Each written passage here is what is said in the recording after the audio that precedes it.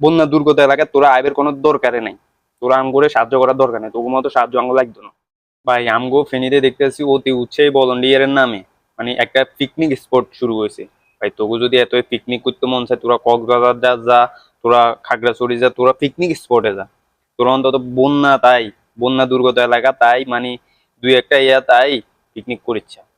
মানে পাবলিকের অবস্থা এরকম হয়েছে যে অঙ্গা মানে পাবলিকে অঙ্গা হেগুনে কি পাবলিকের বাঁচাবে, পাবলিকে হেগুনের বাঁচন লাগে।